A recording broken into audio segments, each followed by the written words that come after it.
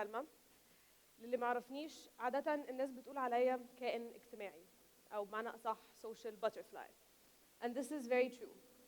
Usually when I talk to people أو لما بدبيت حاجة, I don't like to go into conventional things. I don't like to talk about something that's boring or stereotypical or even safe. فبالتالي لما باجي أدبيت حاجة أو أناقش فكرة أو مبدأ, I always seek the opportunity إن أنا أوسع خيالي والacceptance بتاعي للمبادئ دي. في كورس عندنا في الجامعة بيدرس اسمه scientific thinking. And they tell you that the first step to think scientifically is to ask why. In my situation, I'm asking what. I started thinking, and هاجي أقول لكم إيه النهاردة. إيه الفكرة إن أنا هاجي أعرضها النهاردة? What would I talk about? So I started thinking, and I came to the conclusion that today my topic would be about grief. The word grief itself is very bitter, it's heavy, and we're not here to deny it. In fact, we're not here to even talk about the negativity it brings. I'm here to actually talk about the positive side of it. If we take a look at the title, it's called The Upside of Grief. Grief itself is a heavy word. لما بقول لكم كلمة grief بتفكروا في إيه؟ Sadness, loneliness, extreme emotions, outburst. It all boils down to one word: loss. معنى صح الخسارة, الفقدان. تفقد نفسك, تفقد حد عزيز عليك, and you lose everything in between. It's a gap. That is my key word for the day: loss. How we tackle that loss and how we turn it into some sort of a bonus, مكسب, a personal gain and evolution. Recently, مريت بموقف شفت حد بيختبره, and they were grieving. They went through a very personal death. It was very intimate, it was very raw. And honestly, it was someone super close to them. It was their own mom. I saw my very best friend lose her mom 5 months ago to cancer. And anyone in this room would probably agree that one of the most affecting deaths to anyone is a parent. And especially to girls, it would be their mom. Let's think of this as a story, because from what I've seen and learned in my life, لو عايزين نقنع حد بقصة أو نظرية بنقولها, we have to say it simply. نديله قصة, نديله evidence, and then we let the theory get grasped. 5 months ago, my friend lost her mom to cancer. And over the course of time, I've noticed that she's not only changed, but she contradicted كل مبدأ إحنا متعلمينه ومتربيين عليه. And I'm not here إن أنا أهد أي حاجة إحنا اتعلمناها أو we believe in, but if we're really seeking and demanding the exposure we say we want for our kids, لازم نتكلم في المواضيع عليها حساسية أكتر. And we need to be not afraid to just tackle them. What I want you guys to think of today is a series of many stories, a compilation of حوادث معينة, incidents that will serve as a huge umbrella للخلاصة بتاعت التوك بتاعت النهاردة. يوم ما عرفت إن مامة صاحبتي توفت, automatically I was there to support her and go through the whole thing with her. كنت عايزة إن أنا أكون موجودة في كل خطوة, الحلوة, المرة, الوحشة.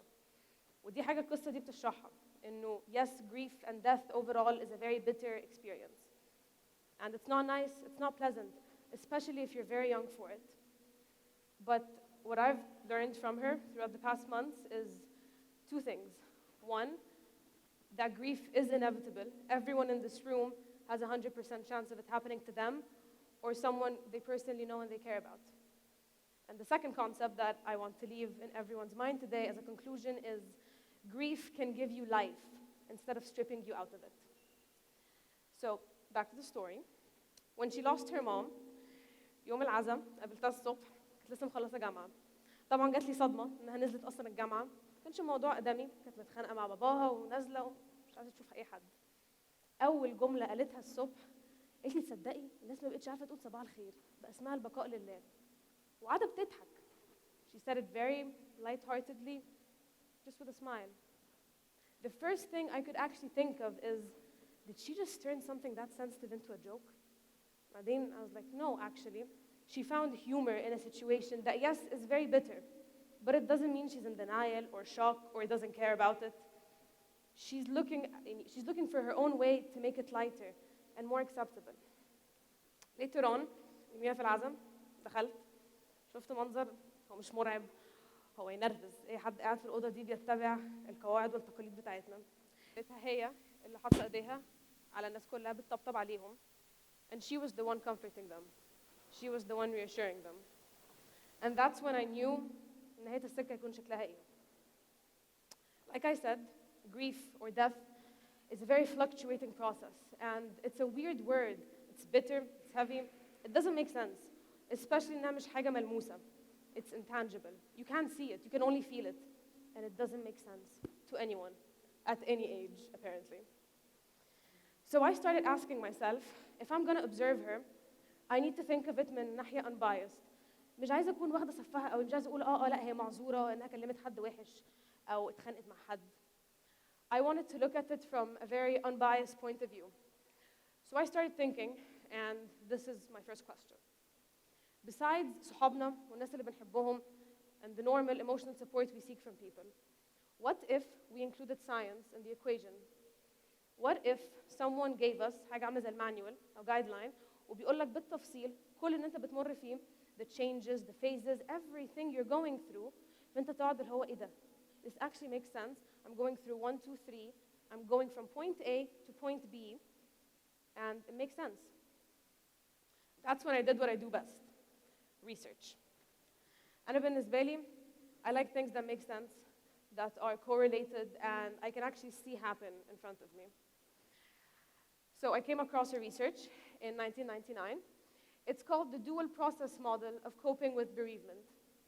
اللي ما يعرفش كلمة bereavement معناها إيه؟ simply معناها إنك بتتمنع من علاقتك مع حد قريب منك بسبب وفاتهم. So this for me من اسمها كانت يعني أبسط وأحسن نظرية هنطبقها. مارغريت ستروبي وهانك شوت وقتها, they were arguing and actually encouraging people to turn off their emotions and brains. بيشجعوا الناس إن إحنا في مرحلة grieving, you will not focus on the grief. بالعكس, you will focus on everything outside of grief. Now, if we take a closer look, الموديل اسمه the dual process. Dual يعني حاجة اسمها مزدوجة. You have process A and process B. Their theory said that when you grieve someone's death, you go in between two processes. The first one is called loss-oriented, and the second is called restoration-oriented. Loss-oriented speaks for itself, and they both do actually. The key word is loss. It's the death itself. The tragedy, the loss, the emotions, everything you're feeling. ودي عادة الحتة الشائعة إن إحنا دايماً بنشوفها. The other part is called restoration-oriented. This is where you restore order, normality, and stability. This is where you start focusing على secondary tasks. عزومة في العيلة, اجتماعيات, شغل, meeting, deadline, جامعة, علاقات, مش مهم. You focus on anything outside of it. And you're not denying the fact that the death happened, but you're stepping outside of it بحيث لما ترجع للنقطة الأساسية, which is the loss-oriented part, you can accept it. You can actually welcome it and not feel the weight. Because there's another side of the spectrum.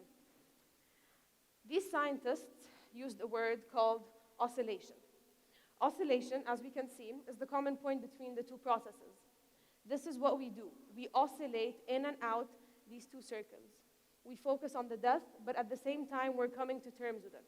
And these were the two main processes they explained in their theory. Now, aside from science, I started thinking, okay, I know a theory now, وابتديت أشوفها بتتنفذ قدامي. But the implementation of it wasn't exactly accurate. It wasn't concrete. لغاية ما جه في يوم بكلم صاحبتي الصبح, لقيتها بعتالي أغنية. فقط لينك للأغنية. ما عملتليش أي explanation ولا commentary على الأغنية. And my friend is originally a writer, so for her, she automatically renews herself through writing and words and melodies, وكله. And that's one common point we have, which is why I appreciated the song even more. The song is called Vienna by Billy Joel in 1970. اللي ما يعرفش الأغنية أو المغني, which is the more important story, Billy Joel كان معروف إنه كان دايماً سابق سنه.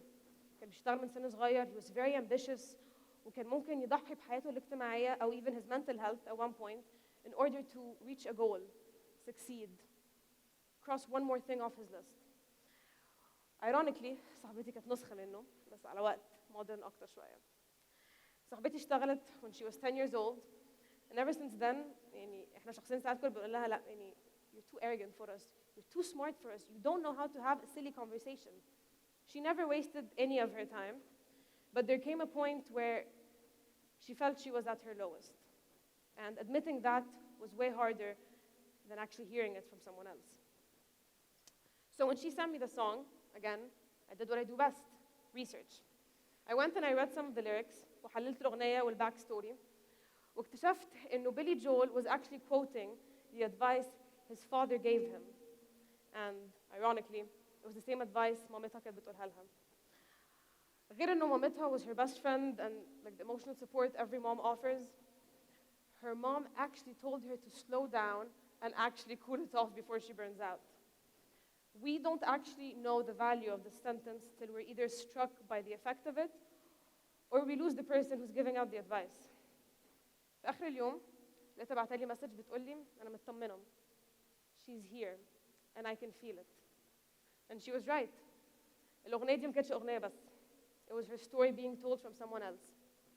And the first step when we talk today about moving forward, not moving on with grief, is that you can find and create the support you used to get from someone from somewhere else. Because برضو مبدأ it's not stressed enough in our culture بالذات is you only depend on the physical existence and you shouldn't. Everything that person was or has given in their life is you. انت بتشكل هذا الشخص في المبادئ في الدروس في كل حاجة انت أصبحتها. Later on, we started discussing this together أنا وهي. And we started looking out throughout the months بعدها how she had grown, and we had reached a conclusion. إنه على قد ما اللوس كانت tragic جدا and على قد ما هي ما زالت تقيلة وما زالت مؤثرة جدا في حياتها, we started thinking of it as a black dot. If we all look at the second line, this is the loss. This is the point, it's the turning point. This is where you can either let it handle you and control you and derail you from your life, or you can grow with it and accept it. The part on the left is what we all do. You think you can shrink the size of the death and its implications and everything it does to your life. And you actually think that will make the problem go away, but it doesn't. It's still there, and if you're not careful enough with it, it will catch later on in your life. What she did was the right side. She didn't deny it. She wasn't in shock. She didn't resist it. She didn't refuse it. It was there, and it still is there. But instead, she expanded within it. Later on, اكتشفت إنه صاحبتي اسكندرانية وحسيت بخجل شديد جدا إن أنا ما أعرفش صاحبتي أصلا اسكندرانية لمدة 20 سنة. فاكتشفت إنها سافرت ما بين يوم وليلة merely بعد أسبوعين من الوفاة. طبعا كان في criticism شديد جدا ضدها وإزاي وما ينفعش. It's not ethical, it's not correct. إزاي؟ راحت وأول حاجة قالتها لي قالت لي أنت عارفة يعني إيه تعرفي تعيطي من غير ما حد يقاطعك؟ قلت لها لا صراحة I don't know that. I personally have never been in such a situation that is either bitter or that raw إن أنا أعرف يعني إيه. بس لاحظت حاجة برضو no one actually talks about. كبنت, and even if we're going to be gender neutral, no one actually demands the right to break down alone. اللي هيقولك it's toxic, it's unhealthy. No, no, no, you need to be with people. هو مش حدث اجتماعي. It's a personal thing. Let me be alone. قالت لي أنا simply سافرت عشان مش عايزة حد يقول لي بقاء لله، أنا عايزة حد يقول صباح الخير.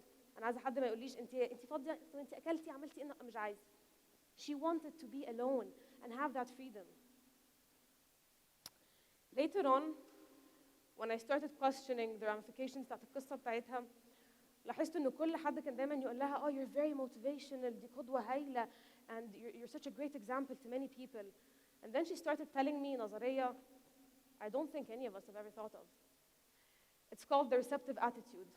You choose how you want to receive the problem, how you want it to lead you in your life. And the way you perceive the problem and someone's death, or any problem for that matter, will affect how you choose to live your life. وده بان لي في حاجة. في يوم ما كنا قاعدين سوا إحنا وصحابنا, وحد فجأة جه قال لها you're in denial, you're not processing it. قالت له لا I am, I'm just doing it differently. قال لها ازاي؟ قالت له I was raised by my mom, I'm a replica of her. I'm seeking the joy in life. And that was their motivation. Like I said, هي كانت نسخة من مامتها. وده بان في موقف واضح جدا. She doesn't know how to be depressed. She doesn't know how to let anything weigh her down. And she's not doing this because she wants to be great for someone. She doesn't want to do this عشان تكون role model لحد. She wants people to create their own vision. Yes, grief is there, تمام. We're not denying it. Create your own recipe for it. Take some time off, step back. Read research, it's not offensive. Because if you're thinking scientifically, you're actually being logical. And that's the point of it, because at one point that is about to come, or that has already happened, we've all lost someone. And the essential mission here is to know when and if you can go through life alone, if needed. لما سألت صاحبتي if she could at one point share her story and come forth with it, she told me no. وأنا استغربت جدا. قلت لها ليه؟ قالت لي because my story isn't over yet. It's still ongoing and it's still fresh and I still have a lot to go through. So instead, she told me that when the death occurred and if I was ever to share this story, I should say one thing. That this isn't the end, and it is the beginning. And that you shouldn't let it derail you. You should choose how you want to receive it, you should control it, and you should learn to embrace it. My friend sent me a visual of the past 5 months on how she healed, on how her relationship with her dad was glorified and very intensified, وقريبين جدا, and the places she went to. For those who haven't noticed yet, this girl is actually me. And this is my story. Thank you.